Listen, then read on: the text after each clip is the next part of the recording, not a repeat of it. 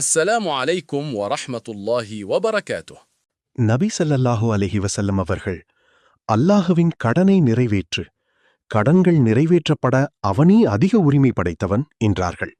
புகாரி 6699. ஹஜ்ஜுடன் சேர்த்து உம்ரா, கிரான் அல்லது தமத்து செய்வது நபி அவர்களின் வழிமுறை, சுன்னா மற்றும் மிகச் சிறந்த செயலாகும். பெற்றோர்களுக்காக பிள்ளைகள் ஹஜ்ஜோடு சேர்த்து உம்ரா செய்வதற்கும் ஆதாரம் உள்ளது. எனவே பெற்றோர்களின் சார்பில் பிள்ளைகள் ஹஜ்ஜோடு சேர்த்து உம்ரா செய்யலாம். 852. ஹத்தஃபனா யூசுஃப் இப்னு ஈசா ஹத்தஃபனா வக்கியுன் அன் ஷூபத அனின் நௌமான் இப்னி சாலிம் அன் அம்ர் இப்னி ஔசின் அன் அபி ரஸீனினில் உகைலியி அன்னஹு அதன் நபிய ஸல்லல்லாஹு அலைஹி வஸல்லம ஃபகால் யா ரசூல் அல்லாஹ் இன்ன அபி ஷைஹுன் கபீருன் லா யஸ்ததியுல் ஹஜ்ஜ வலல் உம்ரத வலத்தனா கால் ஹுஜ்ஜான் அபீக வாதமிர் கால் அபு ஈசா ஹாதா ஹதீஃபுன் ஹசனுன் சஹீஹுன் ரவாஹு திர்மீவி. அபு ரஸீன் ரதியல்லாஹு அன்ஹு அவர்கள் கூறினார்கள், நான் நபி ஸல்லல்லாஹு அலைஹி வஸல்லம் அவர்களிடம் சென்று, அல்லாஹுவின் தூதரை, எனது தந்தை வயது முதிர்ந்த பெரியவராக இருக்கின்றார், அவரால் ஹஜ் செய்யவோ உம்ரா செய்யவோ பயணிப்பதற்கோ முடியாது என்றேன். உனது தந்தைக்காக நீ ஹஜ் செய்து கொள், உம்ராவும் செய்து கொள் என்று நபி ஸல்லல்லாஹு அலைஹி வஸல்லம் கூறினார்கள். நூல் திர்மீதி 852. ஹஜ் உம்ரா செய்வதற்கு பெற்றோர்களால் முடியாமல் போனாலே அவர்கள் சார்பில் பொறுப்பாளர்கள் நிறைவேற்ற முடியும். பெற்றோர்களுக்கு சக்தி இருந்தால் இவ்வணக்கத்தை அவர்களே நிறைவேற்ற வேண்டும், உறவினர்கள் நிறைவேற்றக்கூடாது. ஹஜ் என்பது ஒருவர் மீது கடமையான நிலையில் அவர் ஹஜ்ஜை மேற்கொள்ளும் போது அனுமதிக்கப்பட்ட 3 வகையான ஹஜ்ஜில் தமத்து மற்றும் கிரான் ஆகிய 2 வகையான ஹஜ்ஜுகளில் உம்ராவையும் இணைத்து செய்யும் போது செய்யக்கூடிய உம்ராவை பற்றித்தான் இந்த நபித்தோழர் கேள்வி கேட்கின்றார். அப்போது செய்யும் உம்ராவை பற்றித்தான் நபிகள் நாயகம் ஸல்லல்லாஹு அலைஹி வஸல்லம் அவர்களும் குறிப்பிடுகின்றார்கள்.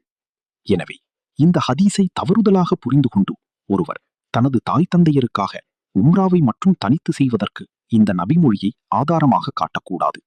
மேலும் ஒருவர் தனது தாய் தந்தையருக்காக உம்ராவை மட்டும் தனித்து செய்வதற்கு எந்த ஆதாரத்தையும் காண முடியவில்லை. தனித்து உம்ரா செய்ய வேண்டும் என்பது நம் மீது கட்டாய கடமையும் இல்லை.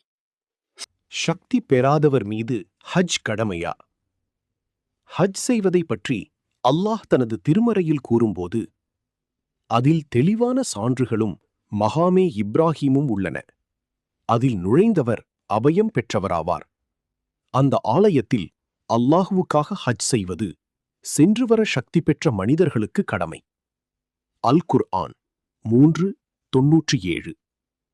வயது முதிர்ந்து உடல் பலவீனமடைந்த நிலையில் இருக்கக்கூடிய ஒருவர் ஹஜ் செய்ய வேண்டுமென்றால் அதற்குரிய சக்தி அவரிடத்தில் இல்லை. அப்போது இவருக்குத்தான் ஹஜ் செய்ய சக்தி இல்லையே, இவர் மீது ஹஜ் கடமையாகுமா என்றால் இவர் மீது ஹஜ் கடமையில்லை. அதே நேரத்தில் அவர் உடல் வலிமையும் பொருளாதாரத்தையும் பெற்று திடகாத்திரமாக இருந்த நிலையில் அவர் மீது ஹஜ் கடமையாகி அவர் அப்போது ஹஜ் செய்யாமல் இருந்திருப்பாரேயானால் அவர் சக்தி பெற்றிருந்த நிலையில் ஹஜ் செய்யாமல் விட்டதை அவர்களுடைய வாரிசுகள் நிறைவேற்ற வேண்டுமென்று நபிகள் நாயகம் ஸல்லல்லாஹு அலைஹி வஸல்லம் அவர்கள் கட்டளையிடுகின்றார்கள். கடன் வாங்கிய ஒருவர் அந்த கடனை நிறைவேற்றுவது கட்டாயம் என்பது போல அவர் திடகாத்திரமாக இருந்தபோது கடமையாகிய ஹஜ்ஜைத்தான் அவர் நிறைவேற்றியாக வேண்டுமே ஒழிய ஒருவர் வாங்காத கடனை திருப்பிச் செலுத்த வேண்டும் என்று சொல்லுவது எப்படி நீதியாகாதோ அதைப்போல கடமையாகாத ஹஜ்ஜை அவர் செய்ய வேண்டும் என்று சொல்லுவதும் நீதியாகாது. மேற்கண்ட அடிப்படையில் இந்த சட்டத்தை விளங்கிக் கொண்டால்தான் சக்தி பெற்றவர் மீது ஹஜ் கடமை என்ற வசனத்திற்கும் வயது முதிர்ந்த நிலையில் உள்ளவர்களுக்காக அவரது பொறுப்பாளர்கள் ஹஜ் செய்ய வேண்டும் என்ற நபிமொழிக்கும் எந்த முரணும் இல்லாமல் விளங்க முடியும்.